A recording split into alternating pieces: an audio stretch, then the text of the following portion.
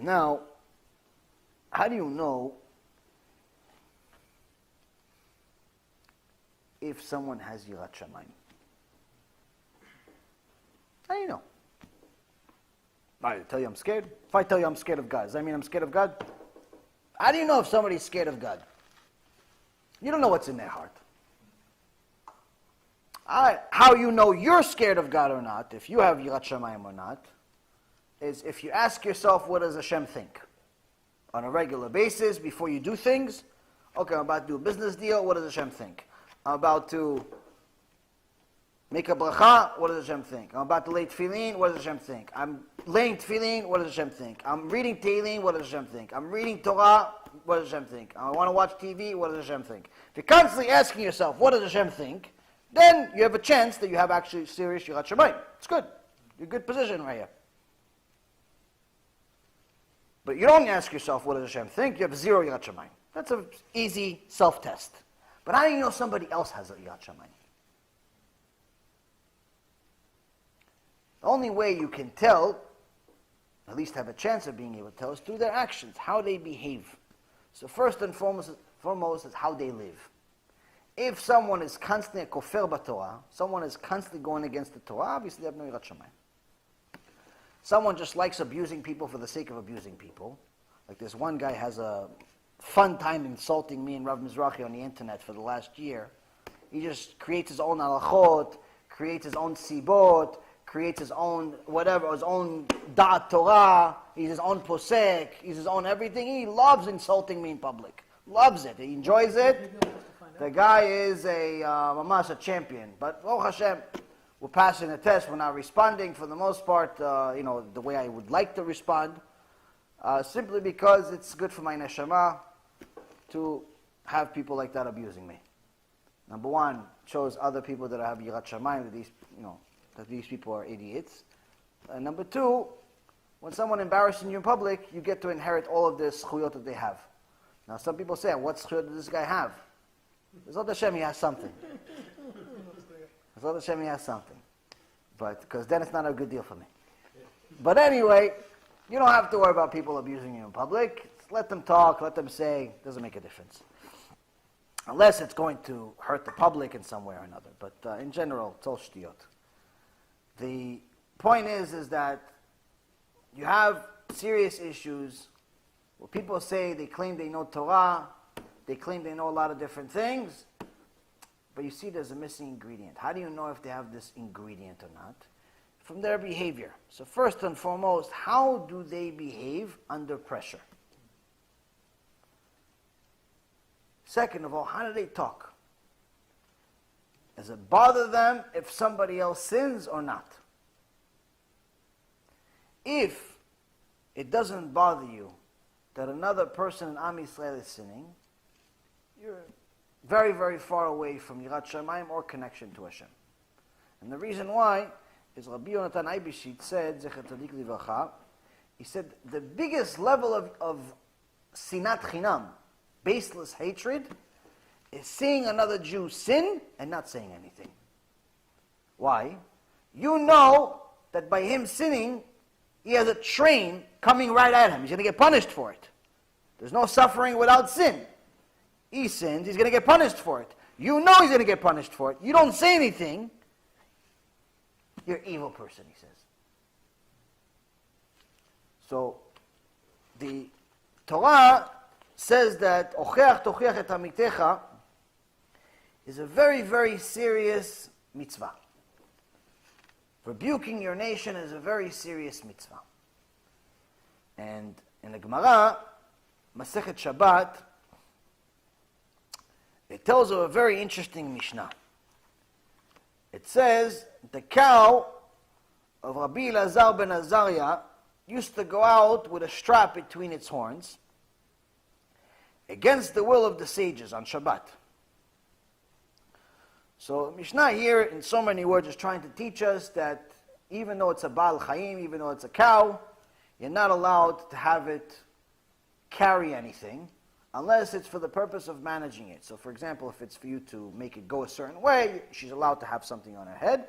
But if it's like adornments, bells, or things like that, she's not allowed to carry it because it's considered Chilul Shabbat. Okay? There's more details to the halakha, but that's not the story. That's not the key part of the story that I want to talk about. The key part of the story is that it says that the cow of Rabbi Elazar ben Azariah violated Shabbat. In so many words. His cow violated Shabbat. You got that so far? Rabbi Elazar ben Azariah, his cow violated Shabbat. So the Gemara asks, how many cows did he have? How many cows did he have? Wasn't he rich? Wasn't Rabbi Elazar ben Azariah rich? The Gemara says, yeah, he was so rich that just his tithe, his maaser, was 12,000 cows per year. His maaser. That means it's 10% parnasa. He would have 120,000 new cows every year. But he says one of his cows, mechalel Shabbat. One of his cows. So why are you mentioning this one cow? Okay, one cow was, he forgot the bells on it. He goes, you don't understand. It wasn't even his cow. So why is the Mishnah saying his cow is a mechalel Shabbat? It's because he inherited the sin for that cow. Why? It says because his neighbor, who was a woman, this widow, she had a cow. And the cow, she left the bells on her, on the cow, which was a violation of Shabbat. And Rabbi Elazar ben Azariah, the Tana Kadosh, didn't say anything. He didn't say anything. He didn't tell, hey, lady, you know this cow, it's a mechalel Shabbat, this cow. Take off the bell so it's a tzadikah. Because when the cow violates Shabbat, it's like you violated Shabbat. He didn't say that. So they said in Shamayim, they said he's a mechalel Shabbat. The cow is a mechalel Shabbat. Said Rabbi Elazar ben Azariah, one was able to revive the dead. He took the sin. Why? He didn't rebuke the cow. The cow. You understand? He did tshuva for the rest of his life for this. So the Gemara continues. He says, whoever has the ability to protest against a member of his household, you have one of your sons is a mechalel Shabbat. You have your daughter is Shem Yachem going out with a goy. You have, parents, this, that. You have people in your house are going against Hashem. And you're not saying anything at all. You stay quiet. Like, no, it's my brother. I don't want to this. I don't want to offend him. I don't want to this one. I don't want to turn him off. Everybody doesn't want to turn anybody off. They're already off as office can be, but nobody wants to turn anybody off. It says, Nitfas al anshe beto. He is punished for not saying anything. He's punished for the sins of his entire family. Everyone that is sinner, and he doesn't say anything to them, he takes the sin too. They take the sin also, but he also takes the sin. What if you say something to them and they keep doing it? You keep telling them as often as you can.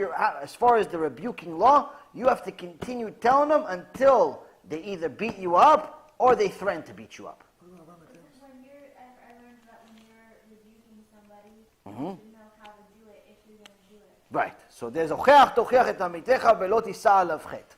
So it says you must rebuke your brother, but don't get to a point of sin. Meaning, you have to know how to rebuke somebody. So you can't just say, let's say for example, there's some fools that see people that are violating Shabbat in Israel, and they start throwing rocks at them. That's not rebuking anybody. That's actually making both of you mechalel Shabbat. So that's obviously a fool. That's that's what the Gemara is talking about, or the Torah is talking about. So at the same token, there's also foolish people that in Israel there is in the keilot, the charidiyot, the really, really religious sections of Israel, they forbid 100% for anyone to have a smartphone, for anyone to have a non-kosher phone, to such an extent that some people take it upon themselves where if they see somebody in the community, they don't know them, they see somebody in the community with a smartphone, they take the phone from their hand, they start throwing and smashing it on the floor. Or they start yelling at them in public, embarrassing them. Lo mitbayesh, you should be ashamed of yourself, you have a smartphone, it's not kosher, it's not this.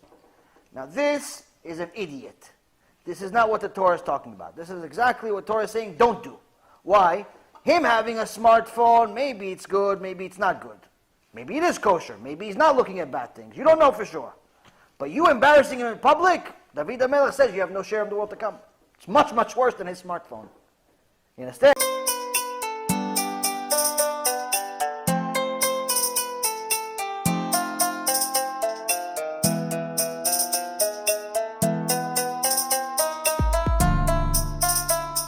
Let me know what you think, and make sure to share it, because other people